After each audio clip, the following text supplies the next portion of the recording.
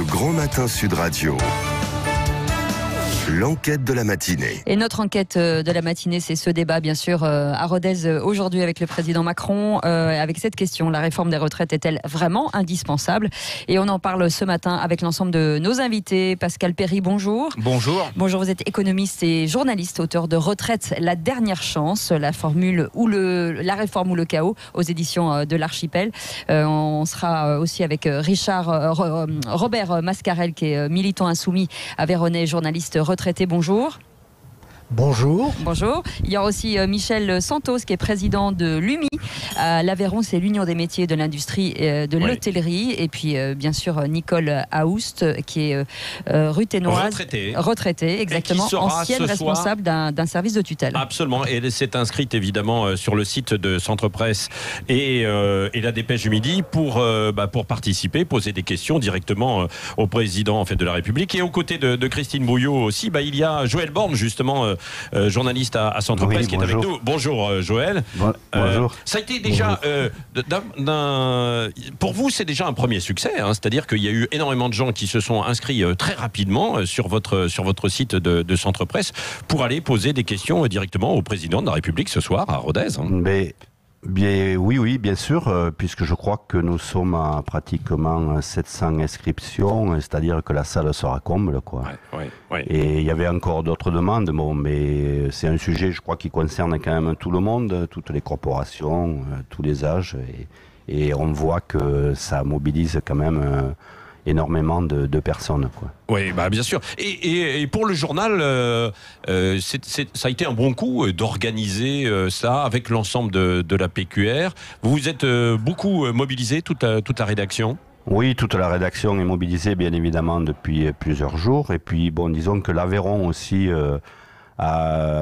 Emmanuel Macron, le président, a une attache assez particulière en Aveyron, puisque c'est quand même la 3e fois qu'il vient nous voir en quelques années, puisqu'il était déjà là en 2016 en tant que ministre de l'économie. Ouais. Et puis il a fini la campagne de l'entre-deux tours en 2017. Ouais. Voilà, donc on est habitué, comme on dit, Macron rime bien avec Aveyron, quoi. Oui, puisqu'il est assez proche du maire, Christophe Tessred, que l'on avait ce matin. Oui, parce que M. Tessèdre, le maire, donc a été l'un de ses soutiens de la première heure, on va dire. Mmh. Et donc, puisqu'il vient aussi, je crois, il y a une certaine forme de reconnaissance, puisqu'il doit lui remettre la Légion d'honneur cet après-midi. Et oui, c'est ça. Je crois que c'est une forme de reconnaissance et de remerciement pour ses encouragements politiques au quotidien, quoi. Oui, voilà, puisqu'il était engagé de la première heure. D'un mot aussi, avant d'attaquer notre débat avec l'ensemble de nos invités sur les retraites, c'est un coup de projecteur aussi pour l'Aveyron, qui en a bien besoin ou pas? Comment ça va? Parce qu'on sait qu'il y a le secteur automobile qui est menacé. Oui, alors en ce moment, l'Aveyron, c'est vrai qu'on en parle de plus en plus, même si c'est un département qui est assez éloigné de la capitale, on va dire, des métropoles régionales, mais ça a été peut-être avant. Je vous arrête, c'est la capitale qui est éloignée de Rodez. Oui, voilà, ouais. c'est ce qu'on dit. Ouais. Mais c'est vrai que l'Aveyron est un département très vaste, qui a beaucoup d'atouts. Alors en ce moment, notamment touristique, quoi. Il y a beaucoup de gens qui connaissent le département à travers l'Aubrac notamment, et maintenant le viaduc de Millau qui nous a donné un bon coup de pub aussi. Ouais. Mais alors c'est vrai qu'il y a et le musée Soulage. Et le musée Soulage, bien évidemment, qui a permis notamment à la ville de Rodez de se développer considérablement ces dernières années, quoi. Et une bonne équipe de football. Et une bonne équipe. Voilà. Elle est un petit peu moins bien quand même. C'est Pascal Perry. Bon, elle a accédé à la Ligue 2. Elle tient tout à fait son rang. Oui, elle porte bien les couleurs de l'Aveyron, pardon. Voilà, c'est le rugby qui n'est pas en forme en ce moment, malheureusement. Mais on ne peut pas tout avoir. Et on ne peut pas tout avoir. Oui. Non, mais c'est vrai, d'ailleurs, l'équipe de foot. Non, elle n'est jamais allée en Ligue 1 ou... Non, mais elle joue en Ligue 2. Non. Elle est en tout Ligue à fait 2, solide. Elle y revient 20 ans après une épopée, il y a 20 ans de cela. Ah oui, on s'en souvient. Mais ça progresse. Et en Coupe de France, d'ailleurs, il y avait eu un bon parcours, me semble-t-il, en fait. Très bon parcours, oui. Et une année, ils étaient allés en demi-finale, ils avaient perdu 4-1, je crois, au stade de Vélodrome contre Marseille. Voilà. C'était une belle épopée. C'était Frédéric Hans, me semble-t-il, qui était entraîneur, non? C'était pas ça Pas à l'époque. En tout cas, ils ne sont pas prêts de partir à la retraite. Et ça tombe bien, parce qu'on en parle dans un instant. Merci en tout cas, Joël Borne, d'avoir parler aussi de l'Aveyron. On va parler donc maintenant dans 2 minutes du débat des retraites. Vous nous appelez 0826 300 300 si vous voulez poser vos questions et réagir. Vous êtes nombreux en tout cas à voter sur les réseaux sociaux. Et à dire majoritairement non. Restez avec nous, 9h27, c'est le Grand Matin Sud Radio. Le Grand Matin Sud Radio. L'enquête de la matinée. Et notre enquête, on parle de la réforme des retraites, bien sûr, est-elle vraiment indispensable? Vous êtes en majorité à dire plus de 75% à nous dire que non, en tout cas pour les gens qui votent sur les réseaux sociaux. Et on en parle ce matin avec Pascal Perry, qui est économiste, journaliste, pour son livre Retraite, la dernière chance, la réforme ou le chaos aux éditions de l'Archipel. Robert Mascarel, qui est militant insoumis, aveyronnais et journaliste retraité. Et Michel Santos, qui est président de l'UMI de l'Aveyron, qui est l'Union des métiers de l'industrie de l'hôtellerie. Et on a en ligne, bien sûr, ce matin, Nicole Oust, qui est retraitée et ancienne responsable d'un service de tutelle. Oui, qui va être avec nous. On va leur donner la parole. Donc, chacun va vous demander d'être assez court. D'abord, Pascal Perry, peut-être une première réaction. La plupart des gens qui votent, là, évidemment, c'est pas un sondage grandeur nature sur toute la France, mais quand même, disent non, finalement, cette réforme n'est pas forcément indispensable. Alors, peut-être que ceux qui votent n'ont pas tous les éléments en main. Si vous voulez, le principe simple qui explique... Moi, je ne me situe pas dans les polémiques. C'est pas une réforme de droite ou de gauche. C'est une réforme qui est technique. Pourquoi ? La retraite fonctionne aujourd'hui sur une base solidaire. C'est une solidarité intergénérationnelle et on parle de solidarité instantanée. C'est-à-dire que les gens qui travaillent aujourd'hui payent pour les gens qui sont à la retraite aujourd'hui. On n'épargne pas pour soi. C'est pas de la capitalisation. Et c'est donc la démographie qui est, au fond, le maître étalon dans cette affaire-là.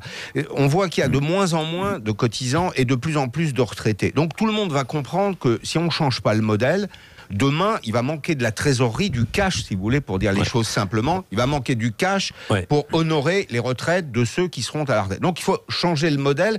La répartition sur la base de la solidarité intergénérationnelle, ça marchait bien quand il y avait beaucoup de cotisants et quand il y avait peu de retraités qui, malheureusement, d'ailleurs, à l'époque, vivaient peu longtemps. Aujourd'hui, on a de moins en moins de cotisants et de plus en plus de retraités qui, heureusement, vivent de plus en plus vieux. Donc il faut changer. Robert Mascarel, qu'est-ce que vous répondez vous êtes militant insoumis dans l'Aveyron. Qu'est-ce que vous répondez à ce que dit à l'instant Pascal Perry ? Eh bien, moi, je lui réponds que l'argument relatif à la longévité est un faux argument. Parce que de tout temps, sauf 4 périodes de notre histoire, les guerres napoléoniennes, la guerre de 1870, la guerre de 14 et la guerre de 40-45, où là, la durée de vie a diminué, tout le reste du temps, la durée de vie s'est allongée. Et pour autant, chaque fois qu'il a été question de définir un âge de départ à la retraite, on n'a pas tenu compte du fait que la vie s'allongeait. Oui, mais les âges ont été... le rapport, c'est que vous dites que c'est parce que la durée de vie s'allonge. Non, j'ai parlé de solidarité instantanée. Aussi. Mais pour des raisons qui sont démographiques. Aussi de solidarité instantanée, mais j'ai retenu 2 choses de ce que vous avez dit. Ça n'est pas une réforme de droite ni de gauche, c'est une réforme technique. Et moi, je vous dis, c'est une réforme purement de droite. Une réforme pure, je dirais même, plutôt que de dire de droite, je dirais une réforme purement libérale. Et vous avez dit aussi que c'était lié au fait qu'il y avait de moins en moins d'actifs, de cotisants, et de plus en plus d'actifs, donc de cotisants, et de plus en plus de retraités. Et que la durée de vie s'allongeait et que donc, bien sûr, c'était nécessaire réformer la retraite. Eh bien, moi, je vous dis que s'il y a de moins en moins de cotisants et de plus en plus de retraités, il ne tient au gouvernement qu'à régler le problème du chômage. Il ne tient au gouvernement qu'à trouver les moyens de financement.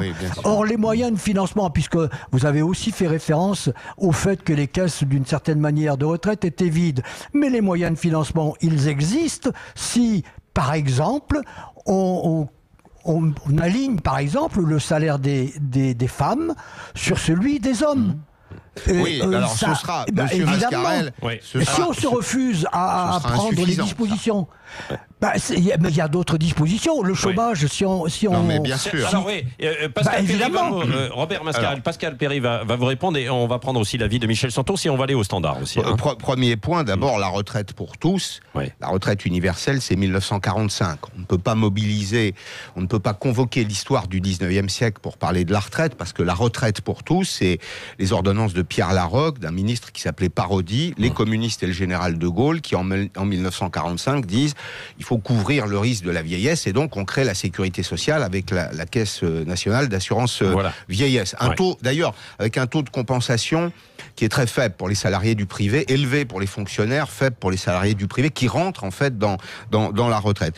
Bien sûr, on peut évoquer le plein emploi. Moi, je rêve d'un pays dans lequel on serait au plein emploi, dans lequel il y aurait 2% de chômeurs, mais ça n'est pas la situation d'aujourd'hui. Et pour abonder la retraite, il faut s'en tenir à la réalité des chiffres, pas à ce qu'on voudrait, mais à ce qui est. Ce qui est aujourd'hui, c'est qu'on a un chômage qui diminue, certes, mais qui est à un niveau qui est malheureusement supérieur à celui de nos voisins, une assiette contributive donc qui se réduit, ceux qui payent, si vous voulez, c'est un volume qui se réduit pour des raisons qui sont liées tout à la fois au chômage, mais aussi à la démographie. Si vous permettez, je donne les chiffres que vous annoncez dans votre livre, le ratio cotisants et pensionnaires. En 1960, c'était 4 cotisants pour un retraité. En 2020, c'est 1,4 cotisants pour un retraité. Ouais. C'est ça. Et bon, bien sûr, moi aussi, je rêve comme Monsieur Mascarel qu'on vive dans une société qui est plus apaisée, dynamique sur le plan économique et généreuse sur le plan social. Ça n'est pas tout à fait le cas. Et le pire serait, au fond, d'ignorer cette réalité. Pourquoi ? Parce que la conclusion serait vraisemblablement que demain, nous ne serions plus en état d'honorer les pensions de retraite, ou à défaut des pensions extrêmement faibles. On pourrait arriver à cette situation extrême. Oui, écoutez, vous voyez, c'est un jeu à somme nulle. S'il y a de moins en moins de gens qui payent, qui cotisent, et de plus en plus de gens à la retraite, alors on peut demander aux employeurs de payer un peu plus, mais on est déjà à un niveau de prélèvement très élevé sur les entreprises. Les employeurs, il y a Michel Santos qui est avec nous aussi, président de l'Union des métiers et des industries de l'hôtelière. Vous avez de l'hôtellerie. Quelle est votre vision, vous ? Mais moi, ma vision, je trouve qu'aujourd'hui, déjà les entreprises payent beaucoup. Et aujourd'hui, ce qui se passe, c'est qu'on est à la recherche tous au quotidien de personnes pour travailler. On a un taux de chômage aujourd'hui en France qui est assez élevé. Et toutes les entreprises qui veulent développer, qui veulent travailler, on n'y arrive pas. Pourquoi ? Mais parce qu'on n'a pas les gens pour travailler. Donc si on arrive à trouver les gens, peut-être qu'on arrivera à cotiser plus et payer plus au niveau des retraites, et on arrivera à développer nos entreprises un peu plus, qui fera du cash en plus, quoi. Donc, et bon, moi je fais partie d'une génération où j'ai attaqué à travailler à 16 ans parce que j'ai commencé par l'alternance, et je me dis à quel âge je vais partir à la retraite, parce que on a attaqué très tôt. Si je dois partir à 70 ans à la retraite, je ne sais pas si je vais y arriver, parce que là vous serez fatigué, quoi. Non, mais parce que vous aurez une durée de cotisation, où vous pourrez partir plus tôt, quoi. En revanche, Michel Santos et Raphaël et Robert Mascarel. Robert, pardon, Robert. Pour les gens qui aujourd'hui, c'est rien. Oui, non mais je sais, mais pour les gens qui aujourd'hui ou qui même il y a quelques années ont fait des études jusqu'à 25-26 ans, qui ont commencé en fait à travailler, ils s'aperçoivent quand ils font leurs calculs là, qu'ils vont partir à 70-71 ans pour avoir un taux plein. Pascal Perry. Oui, alors le danger, c'est effectivement, vous savez qu'il y a un débat aujourd'hui. Qu'est-ce qui compte au fond ? Est-ce que c'est l'âge légal de départ en retraite ? Puis, si vous voulez, on peut ensuite parler de l'emploi des seniors. Moi, j'ai des idées très précises sur l'emploi des seniors. Oui, mais on peut pas demander aux gens de partir à la retraite à 65 ans si dans les entreprises on les considère comme vieux à 50 ans. Oui, voire à 45. On est d'accord avec ça. Ouais. Donc il y a un débat aujourd'hui. Alors le débat, c'est est-ce qu'on tient compte de la borne d'âge, l'âge d'équilibre, l'âge pivot, appelez-le comme vous voulez, ou est-ce qu'on tient compte de la durée de cotisation ? Chaque modèle aura des inconvénients. Si on tient compte de la durée de cotisation, à l'évidence, les gens qui sont rentrés dans la vie active à 24-25 ans, qui vont devoir cotiser 173 trimestres, ou 172, pardon, ça fait 43 ans, partiront en retraite, peut-être pas à 70 ans, mais entre 67 et 70. Oui, c'est ça. Alors, voilà, niveau bas, niveau haut. C'est l'évidence. Mais Donc, il faut trouver une situation dans laquelle on pourrait éventuellement, dans un régime par points, bonifier les points. Moi, je fais partie de ceux qui considèrent que, par exemple, pour les travaux pénibles, pour les travaux exposés à des fatigues exceptionnelles, il faut bonifier les points de la même façon qu'on pourrait considérer, même si la retraite c'est contributif, que pour certains étudiants qui ont des études très longues, une partie de leurs études donne droit à un certain nombre de points. Il y a Joseph qui est avec nous dans le Gard, qui nous appelle 0826 300 300. Bonjour Joseph, bienvenue sur Sud Radio. Bonjour tout le monde. Bonjour Joseph. Moi, Cécile, j'attends toujours votre invitation. Non, mais en plus, je vous ai expliqué, on a une structure citoyenne de France, on a beaucoup de choses à dire, vous voulez pas nous inviter, c'est pas grave. Bon. On va vous inviter. Moi, j'aime beaucoup votre radio, je vous l'expliquais. Enfin, bref, bon. Moi, je suis pour la réforme des retraites. Alors déjà, d'une chose, moi, j'estime toutes les personnes qui lapident de notre argent, c'est-à-dire, tous ces préfets, ces députés, enfin bref, j'en passe. Pour eux, il faut réformer, pas de souci. Par contre, quelqu'un qui a contribué 40 ans de sa vie au système français, à enrichir notre belle nation, pays, je pense qu'il ne faut pas les sanctionner. Au contraire, les sanctionner, pardon. Au contraire, il faut les aider pour qu'ils vivent plus décemment. Alors, moi, j'en ai marre d'entendre tout ce que j'entends. Il faut travailler longtemps, il faut faire ci, on part au travail à 30 ans, à 40 ans. Il faut qu'ils arrêtent, ces mondialistes. Moi, je dis simplement que si demain, tout simplement, l'Élysée devient un musée, vous verrez les économies qu'on va faire. Moi, je suis sur ce principe. Vous voyez ce que je veux vous expliquer? Alors, là, j'ai pas vu un musée. C'est-à-dire, dites, j'ai pas compris. Je dis simplement que si l'Élysée, demain, serait un musée, on ferait de grosses économies. Mais quel rapport avec les retraites, monsieur? Les retraites, c'est 325 milliards d'euros par an. Mais il faut reverser, je vous l'accorde, de l'argent à ces retraités. Mais comment allez-vous expliquer à quelqu'un qui a travaillé 40 ans de sa vie, et la vie est compliquée, on lui dit, voilà, vous partez avec 1 000 euros par mois. Là, moi, j'ai reçu, je fais une parenthèse et je vous laisse, j'ai reçu l'augmentation de mes impôts à Nîmes. On a pris 33% dans la gueule. Moi, je touche... Je suis en pré-retraite, je touche 860 euros. Je viens de prendre 50 euros d'augmentation, c'est-à-dire que je payais 1050 et quelques euros, je suis passé à 1005. En gros, sur l'année, je n'arriverai pas. Donc un retraité qui a travaillé toute sa vie et qu'on lui dit vous gagnez 800 euros, mais on est en train on veut que notre nation meure tout simplement. Mais on comprend les mondialistes. On comprend en fait la situation et ce désarroi. Hier, on avait déjà ou avant-hier beaucoup de témoignages en ce sens. On va poursuivre dans un instant. On vous attend. Venez nous voir. Oui, Joseph. Comme vous voulez, Cécile. Moi, j'attends votre invitation. Je vous la fais officiellement. Il faut envoyer un Bristol, les amis. Allez, dans un instant, on poursuit. Absolument, la réforme des retraites est-elle vraiment indispensable? Pour l'instant, vous dites non, vous êtes toujours majoritaire. Ça a un petit peu bougé. Pascal Perry fait bouger les choses, mais pas plus que ça. Pas mal de messages qu'on vous lira. On sera toujours à Rodez et notamment avec une retraitée qui sera dans la salle. On va lui demander quelles questions elle va poser ce soir à Emmanuel Macron. Le Grand Matin Sud Radio. L'enquête de la matinée. Et notre enquête continue ce matin. Merci d'être avec nous jusqu'à 10h avec la réforme des retraites. Est-elle vraiment indispensable? Pas mal de messages sur les réseaux sociaux et en l'occurrence sur Facebook où Rose nous dit si l'on attaquait vraiment le fond du problème, c'est-à-dire le chômage, il n'y a plus personne qui travaille, il n'y a plus de personnes qui cotisent. Pourquoi ne pas trouver d'autres sources de financement plutôt que de faire travailler les gens plus longtemps au moins? Il y a C'est pas gagné qui nous dit une majorité de non nous évoque le nombre ahurissant de castes bénéficiant de régimes spéciaux. Plus de 30% des Français, en fait. Je suis pour la justice sociale et que nous soyons au régime général, à commencer par les hauts fonctionnaires de l'État. Et on rentre, on est tout de suite en ligne. On continue avec Pascal Perry, donc auteur de Retraite la dernière chance, la réforme ou le chaos aux éditions L'Archipel, et puis l'ensemble de nos invités aussi à Rodez. Et Nicole Aoust qui est avec nous. Bonjour Nicole. Oui, bonjour. Vous êtes retraitée, ancienne responsable d'un service de tutelle. Vous vous êtes inscrite sur le site de la Dépêche et de Centre Presse. Et Midi Libre. C'est tout le groupe, bien sûr, c'est tout le groupe. Et qu'est-ce que vous allez poser comme question, si vous pouvez lui poser une question à Emmanuel Macron ce soir? Oui, en réalité... J'ai eu très peu de temps pour penser à tout ça, mais c'est vrai que quand on écoute autour de soi et quand on lit notamment ce matin dans le journal les questions que toutes les personnes de la région se sont posées, ce sont plutôt des questions que je me pose, notamment comment garantir une retraite égale, enfin de même niveau, calculé sur la totalité de la carrière, sachant que les modes de calcul sont très différents pour le privé et pour le public. Puisque dans le public, on prend les 6 derniers mois et pour les privés, on prend les 25 meilleures années. Donc, comment tout cela sera calculé Voilà, moi vous allez avoir, Nicole, vous allez avoir 30 secondes pour lui poser la question à Emmanuel Macron. Alors vous n'avez pas encore assez réfléchi, mais réfléchissons ensemble. Qu'est-ce que vous allez lui dire? Non, mais c'est une bonne question.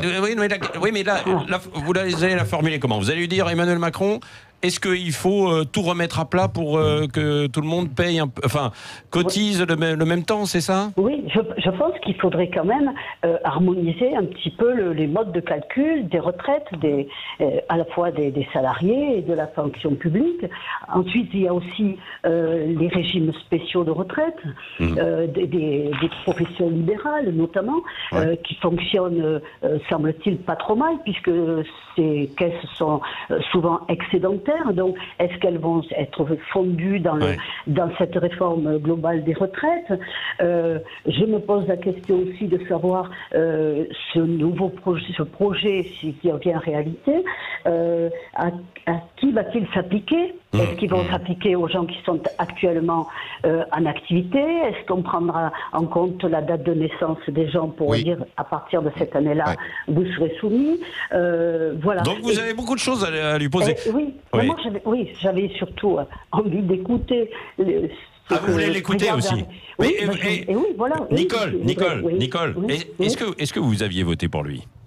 Moi, j'ai voté pour lui, oui. Ah, vous avez voté pour lui. Donc vous êtes plutôt vous êtes acquise à la cause d'Emmanuel Macron, un peu, non, quoi. Non, pas acquise à la cause. Mais si vous voulez, dans ses propositions, il voulait réformer pas mal de choses qui n'ont jamais, dont les réformes n'ont jamais abouti, parce qu'il y a eu beaucoup de promesses et peu de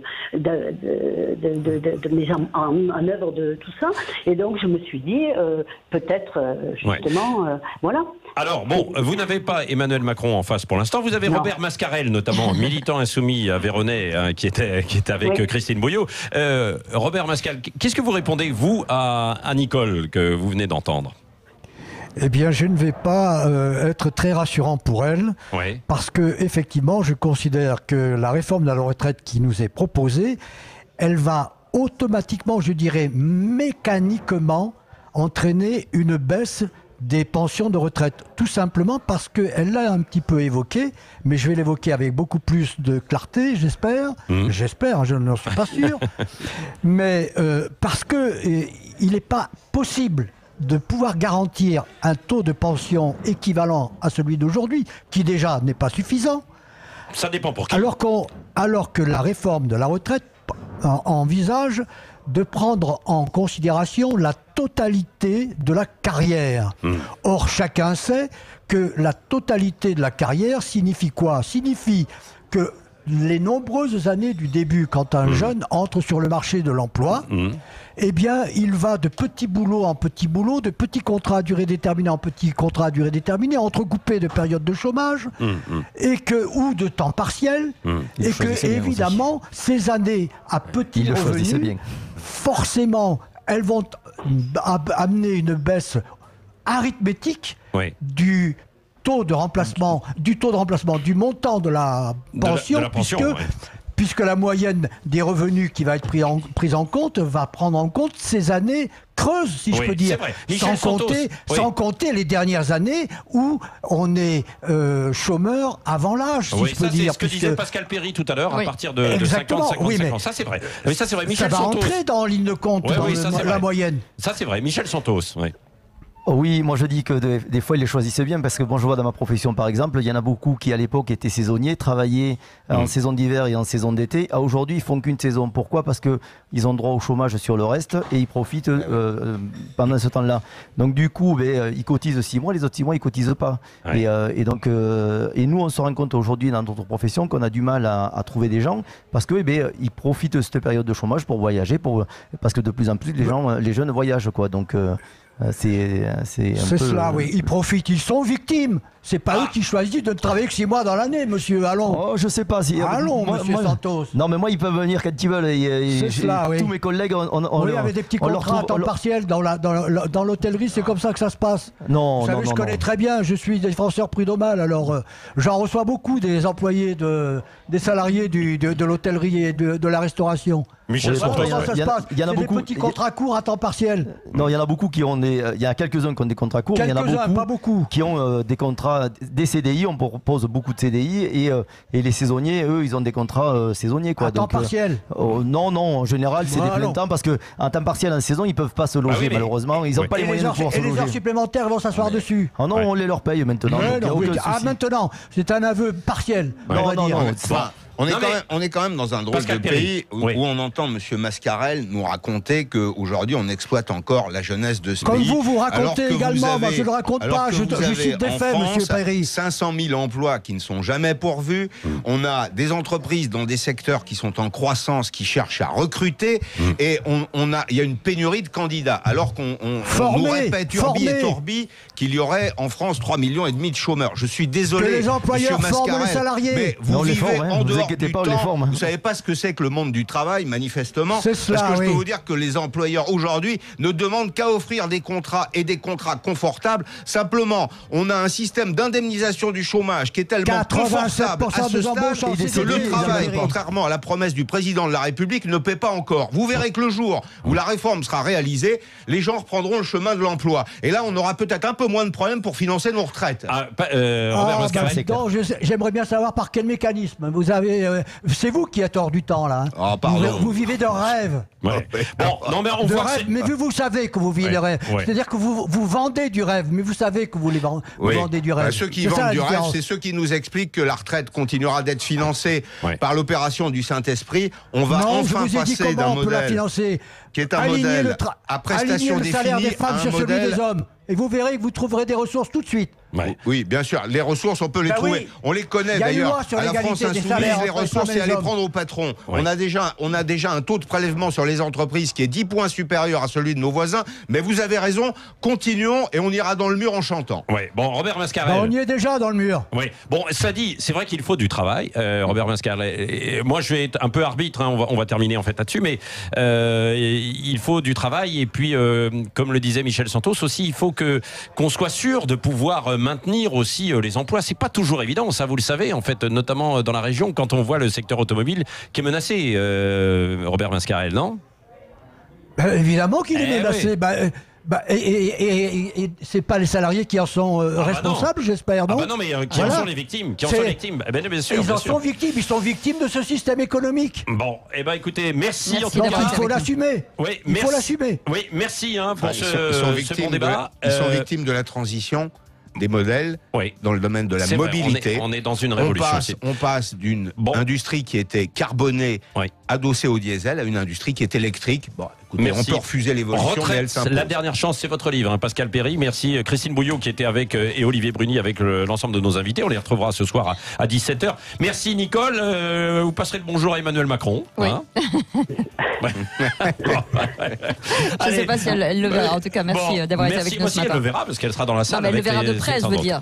Dans un instant, c'est Valérie Expert, Dédé Berkoff sur le pont à midi, avant Jacques Pessis, Brigitte Lahaie cet après-midi. On retrouvera aussi d'ailleurs les vraies voix, Christine Bouillot et toute la bande, ce soir 17h jusqu'à 20h. Merci d'avoir été avec nous ce matin. Passez une belle journée. Ciao, à demain. Allez, salut.